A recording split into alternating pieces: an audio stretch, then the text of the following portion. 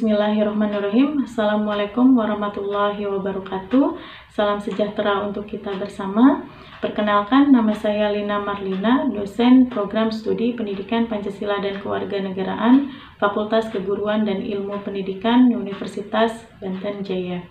Pada kesempatan kali ini, saya akan mencoba menjelaskan terkait perencanaan pembelajaran semester pada mata kuliah Perencanaan Pembelajaran PKN. Pada materi media pembelajaran PKN. Mata kuliah Perencanaan Pembelajaran PKN dengan kode mata kuliah 312406 dengan bobot SKS 3 SKS pada semester genap atau semester 4. Deskripsi mata kuliah. Pada mata kuliah Perencanaan Pembelajaran PKN membahas tentang materi pokok diantaranya standar kompetensi dan kompetensi dasar mata pelajaran PKN, pengembangan indikator dan penentuan materi untuk bahan pembelajaran PKN, media pembelajaran, alat peraga dalam pembelajaran, rancangan penilaian dalam pembelajaran, desain pembelajaran, dan pelaksanaan pembelajaran PKN. Mata kuliah ini akan dilaksanakan dalam kelas dan lab micro teaching, serta mata kuliah ini juga diharapkan bahwa mahasiswa mampu memahami terkait standar kompetensi dan kompetensi dasar, pengembangan indikator, pemanfaatan media pembelajaran, penggunaan alat peraga, serta rancangan penilaian dalam pembelajaran.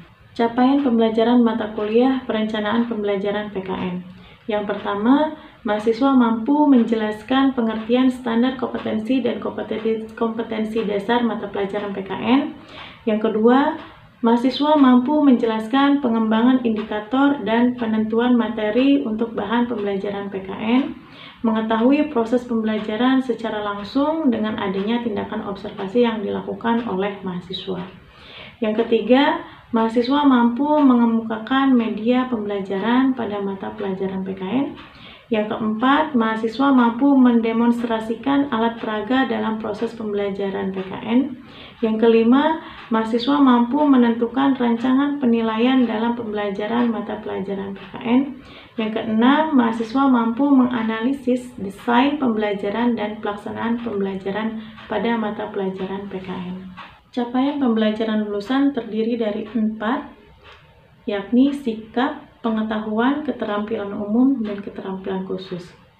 Untuk capaian pembelajaran lulusan terkait sikap, mahasiswa mampu menunjukkan sikap bertanggung jawab atas pekerjaan di bidang keahliannya secara mandiri.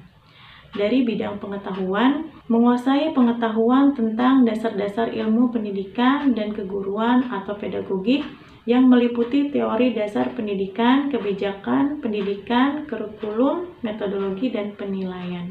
Dari segi keterampilan umum, penerapan ilmu pengetahuan dan atau teknologi di bidang keahliannya melalui penalaran ilmiah berdasarkan pemikiran logis, kritis, sistematis, dan inovatif.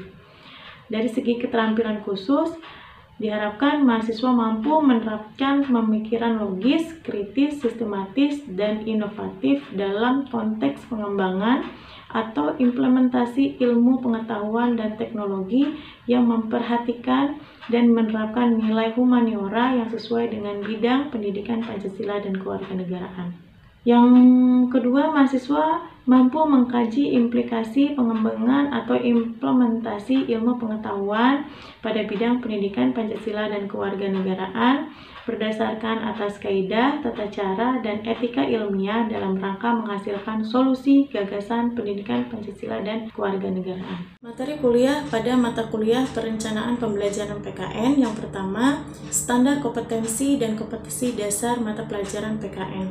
Materi ini membahas tentang pengertian standar kompetensi dan kompetensi dasar PKN, kemudian penentuan SKKD pada materi bahan ajar mata pelajaran PPKN tingkat SMA SMK sederajat, yang kemudian akan dicantumkan pada perencana pelaksanaan pembelajaran atau sering juga disebut sebagai RPP. Yang kedua itu adalah pengembangan indikator dan penentuan materi untuk bahan pembelajaran PKN. Materi ini membahas tentang menginstruksikan kegiatan observasi lapangan, kemudian pengertian dan mengkategorikan indikator, membahas juga tentang langkah-langkah pengembangan indikator untuk pembelajaran PKN, kemudian juga langkah-langkah penentuan materi untuk pembelajaran PKN. Yang selanjutnya itu adalah materi kuliah media pembelajaran PKN. Materi ini membahas tentang media pembelajaran PKN, langkah-langkah penyampaian media pembelajaran, dan hal tersebut menjadi salah satu hal yang penting dalam unsur RPP atau Rencana Pelaksanaan Pembelajaran pada mata pelajaran tertentu, yaitu unsur di mana seorang pendidik menggunakan media pembelajaran untuk proses pembelajarannya agar tidak monoton, sehingga pada proses KBM-nya, proses pembelajarannya menjadi sangat menyenangkan karena adanya penggunaan media yang dimaksimalkan atau penggunaan media yang digunakan oleh seorang guru atau pendidik. Yang selanjutnya itu adalah alat peraga dalam pembelajaran PKN. Alat peraga ini membahas tentang bagaimana cara penggunaannya, kemudian apa saja jenis-jenis alat peraga dalam proses pembelajaran, khususnya mata pelajaran PPKN, kemudian langkah-langkah penggunaan alat peraga dalam proses pembelajarannya. Nah, alat peraga ini juga menjadi alat bantu untuk seorang guru agar pada saat proses pembelajaran bisa dengan mudah menyampaikan materi ajarnya, sehingga para siswa-siswi yang diajar oleh seorang pendidik atau guru bisa menerima dan mendapatkan transfer ilmu sesuai dengan kemampuannya masing-masing. Selanjutnya itu materi ajar tentang rancangan penilaian dalam pembelajaran PKN. Rancangan penilaian ini membahas tentang jenis penilaian, alat penilaian dalam pembelajaran PKN, langkah penentuan alat penilaian dalam pembelajaran PKN. Kemudian desain pembelajaran. Pada materi desain pembelajaran ini membahas bagaimana caranya mendesain sebuah pembelajaran yang dapat digunakan oleh seorang guru agar pada saat proses KBM atau proses belajar mengajar, proses pembelajaran berjalan dengan baik dan juga untuk membantu agar dapat terjadinya transfer pengetahuan secara efektif antara guru dan peserta didik. Pada tahap delivery atau penyampaian yang dilakukan oleh dosen mata kuliah perencanaan pembelajaran, yang pertama adanya tatap muka secara langsung yang dilakukan oleh dosen di dalam kelas. Kemudian dilanjut dengan adanya kegiatan penyampaian materi. Selanjutnya ada juga penugasan berupa studi kasus untuk melakukan kegiatan observasi lapangan agar mahasiswa bisa mengetahui sejauh mana proses pembelajaran yang dilakukan oleh seorang pendidik kepada siswa-siswinya. Dan observasi ini dilakukan di sekolah-sekolah tingkat SMA SMK yang kemudian mahasiswa mendatangi sekolah tersebut dan kemudian dilakukanlah observasi lapangan. Lalu ada juga bahan ajar yang mendukung pada mata kuliah ini seperti adanya modul, silabus, kemudian RPP yang digunakan. Kemudian ada juga diskusi kelompok atau presentasi. Pada metode kegiatan pembelajaran, di sini terdiri dari 4 metode kegiatan pembelajaran. Yang pertama adanya ceramah atau penjelasan yang dilakukan oleh dosen pengampu mata kuliah. Kemudian ada juga metode dengan menggunakan contextual teaching learning. Kemudian ada juga student center learning. Dan yang terakhir adalah adanya diskusi atau presentasi kelompok. Pada tahap interaksi yang pertama adanya ceramah. Walaupun di sini menggunakan metode ceramah, tapi saya tidak membatasi mahasiswa yang ingin bertanya karena pada prosesnya kita tetap melaksanakan kegiatan diskusi juga pada saat proses pembelajaran berlangsung. Adanya diskusi, kemudian adanya tanya jawab, kemudian adanya presentasi kelompok, kemudian ada juga terkait penugasan studi kasus yang saya jelaskan sebelumnya, yaitu terkait observasi lapangan secara langsung ke tingkat sekolah SMA SMK sederajat agar mahasiswa mengetahui seperti apa proses pembelajaran secara langsung yang dilakukan oleh seorang pendidik kepada siswa-siswanya. Setelah mahasiswa melakukan kegiatan observasi lapangan, kemudian dilanjutkan dengan adanya pelaporan atau kegiatan yang dilakukan oleh mahasiswa untuk penyusunan laporan. Setelah itu, mahasiswa diberikan kesempatan untuk melakukan presentasi kelompoknya di kelas di depan teman-teman yang lain, agar pengalaman mereka ketika mereka melakukan observasi lapangan itu bisa diketahui oleh rekan-rekan yang lain atau mahasiswa yang lain. Pada tahap asesmen penilaian hasil belajar, yang pertama adanya penilaian terkait kedisiplinan atau terkait kehadiran, di mana mahasiswa diharuskan dapat mengikuti perkuliahan selama 16 kali pertemuan.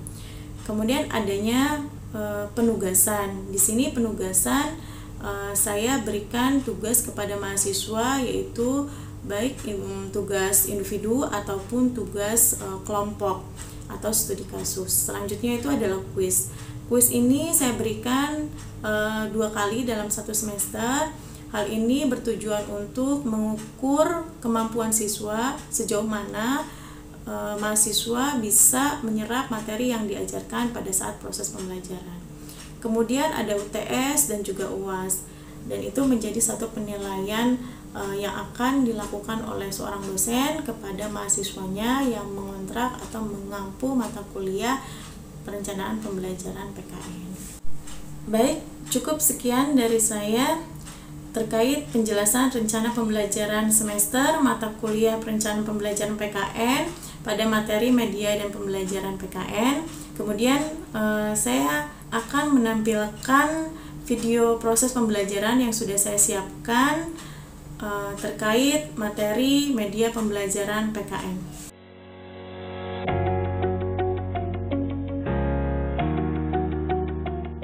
Assalamualaikum warahmatullahi wabarakatuh. Waalaikumsalam warahmatullahi wabarakatuh. Salam sejahtera untuk kita bersama. Terima kasih atas kehadirannya pada hari ini. Hari ini adalah mata kuliah perencanaan pembelajaran PKN di materi media pembelajaran PKN. Baik, sebelum kita mulai untuk mata kuliah kali ini, alangkah baiknya kita berdoa sesuai dengan keyakinan masing-masing. Berdoa, mulai. Berdoa, selesai. Baik. Ada yang tidak masuk hari ini? Hadir semua. Hadir semua, alhamdulillah. Kalau gitu, berarti kita akan langsung laksanakan proses pembelajaran untuk materi kita.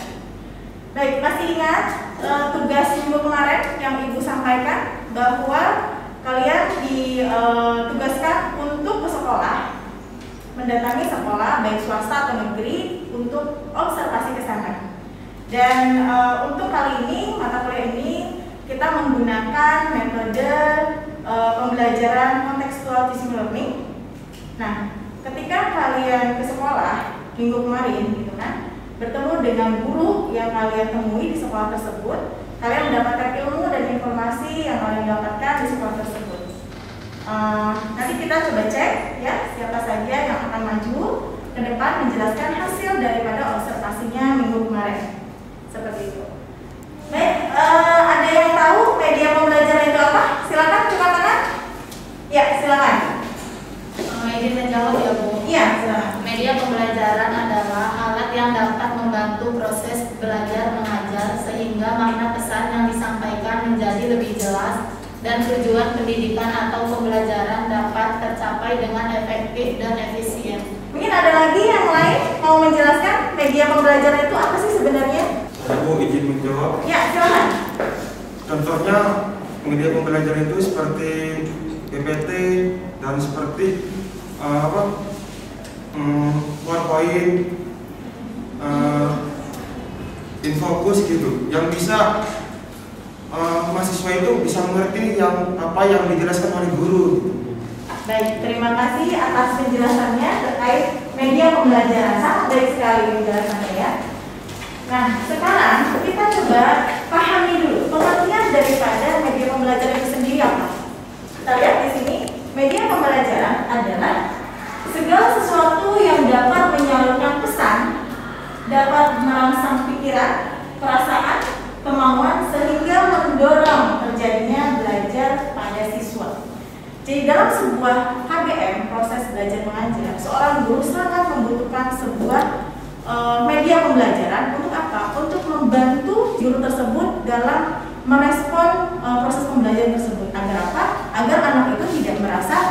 bosan, tidak merasa jenuh dan sebagainya, sehingga guru bisa menguasai kelas dengan baik seperti itu. Baik, mungkin ada lagi yang mau bertanya terkait media pembelajaran. Di sini banyak sekali materinya. Salah satunya juga ada fungsi juga di sini ada karakteristik. Nah, di sini ada fungsi. Salah satu fungsi media pembelajaran itu adalah memperbesar perhatian. Nah, di sini guru bisa memberikan sebuah pengalaman yang nyata kepada siswa agar apa? Ketika proses pembelajarannya terjadi, siswa itu bisa membayangkan, oh ini adalah videonya, oh ini adalah gambarnya. Jadi tidak hanya menghayal atau berandai-andai seperti itu. Karena guru menggunakan media gambar di situ. Baik, dari penjelasan yang tadi dua, mungkin ada yang mau ditanyakan sebelum kita lanjut? Lanjut? Oke, kita lanjut. Di sini ada 7 media pembelajaran. Tadi sudah dijelaskan 2 media pembelajarannya. Yang ketiga itu adalah menentukan cara berpikir konkret. Artinya siswa itu berpikir sesungguhnya, real seperti itu ya, konkret. Apa yang dijelaskan oleh gurunya terbayang. Nah, yang keempat itu melatih pemikiran secara kontinu dan teratur. Jadi pemikiran siswa yang diajarkan oleh guru secara natural itu mereka berpikir oh ada sintaknya, ada tahapannya. Jadi mereka tidak mengatur sendiri-sendiri, ada arahan dari guru dengan menggunakan media.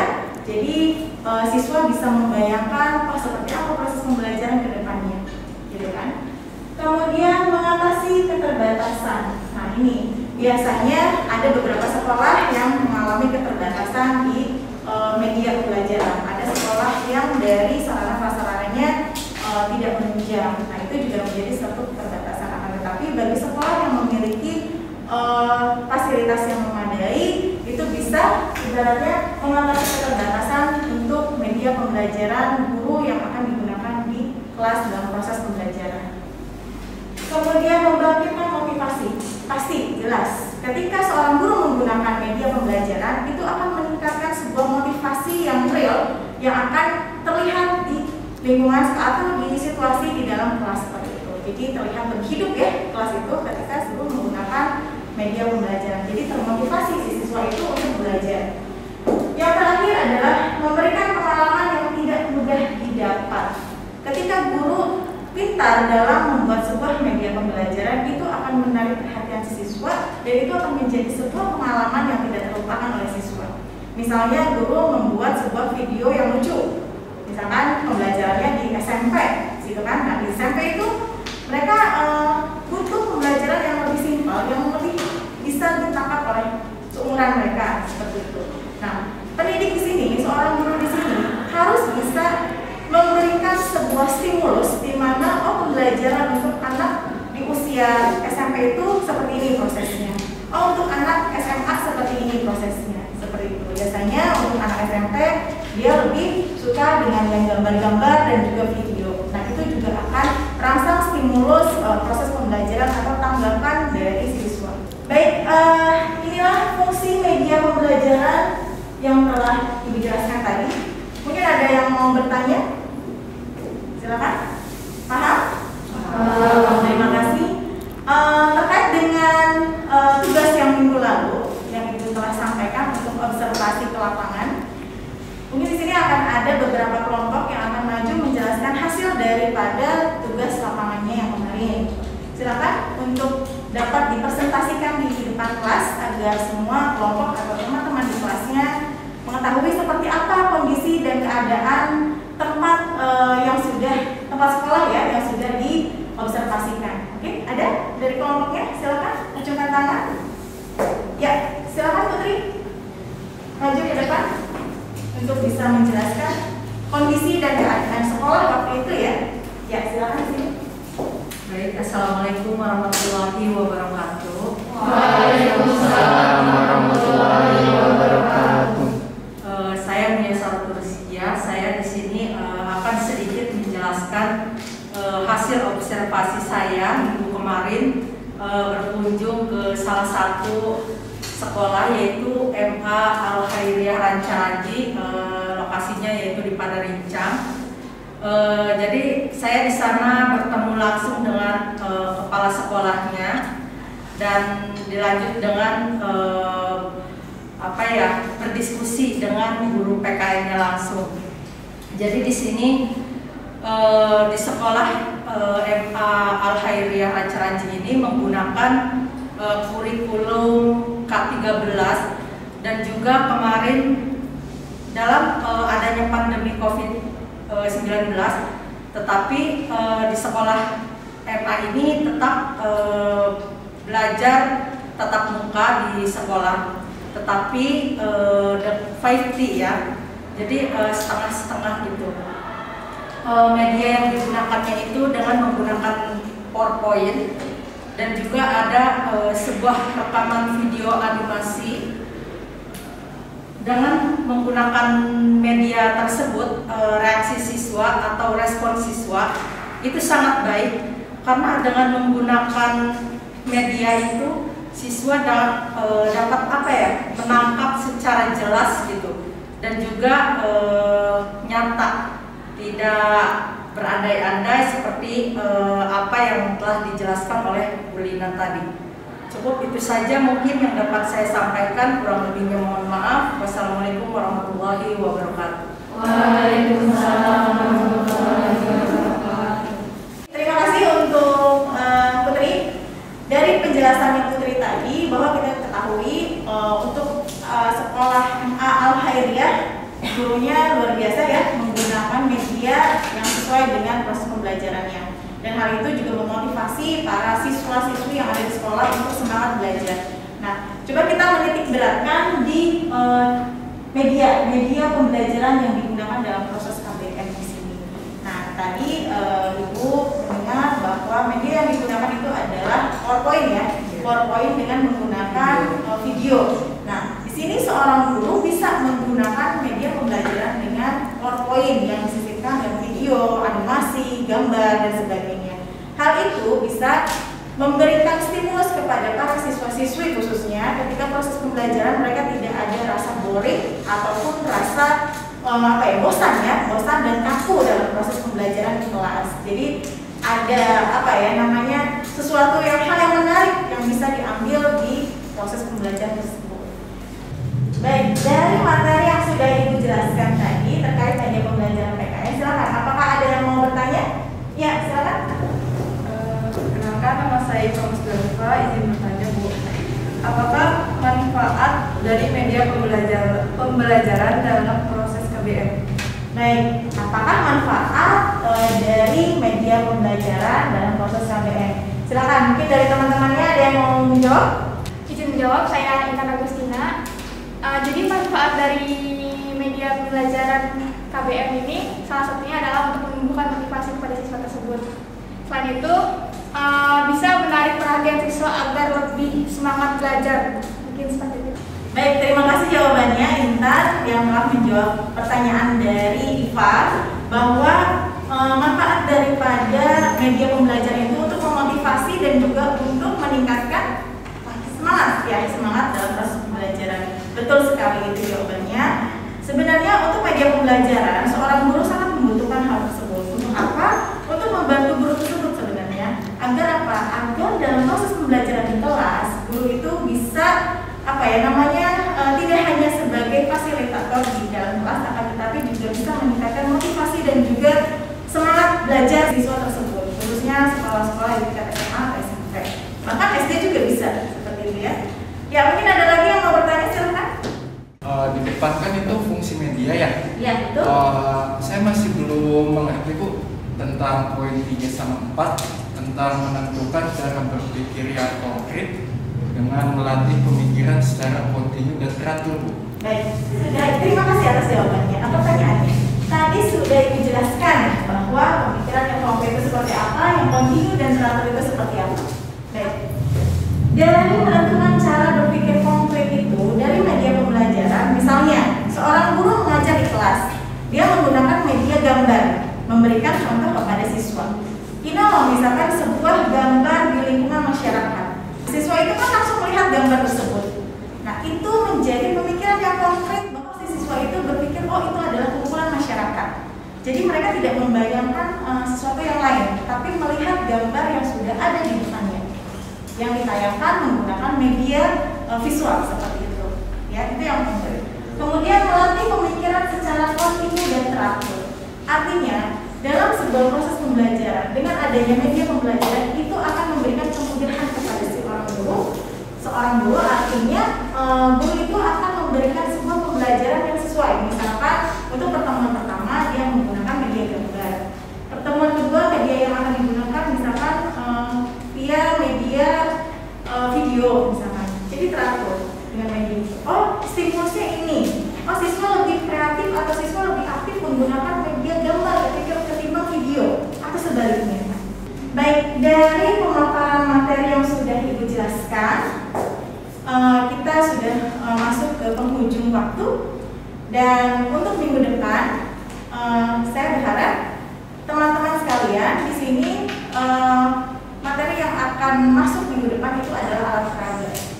Nah, alat peraga itu adalah sebuah alat bantu ya, alat bantu seorang guru dalam proses pembelajaran. Misalnya kalau di tingkat SD itu ada seorang guru menggunakan alat peraga dadu Pancasila. Nah, artinya Ibu ingin teman-teman sekalian membuat sebuah alat peraga di rumah, gitu kan, sekreatif mungkin, seunik mungkin, agar apa? Agar ketika dipraktekkan di sekolah itu anak-anak senang menggunakan alat peraga tersebut. Itu tugas untuk minggu depan dan juga materi minggu depan yang akan Ibu sampaikan. Baik, terima kasih. Mohon maaf apabila ada kesalahan kata dan sebagainya. Kurang lebihnya untuk materi ini mudah-mudahan bermanfaat untuk kita semua. Amin. Kita lanjutkan minggu depan dan sebelum diakhiri, marilah kita membaca hamdalah. Baik, terima kasih. Wabillahi taufiq wal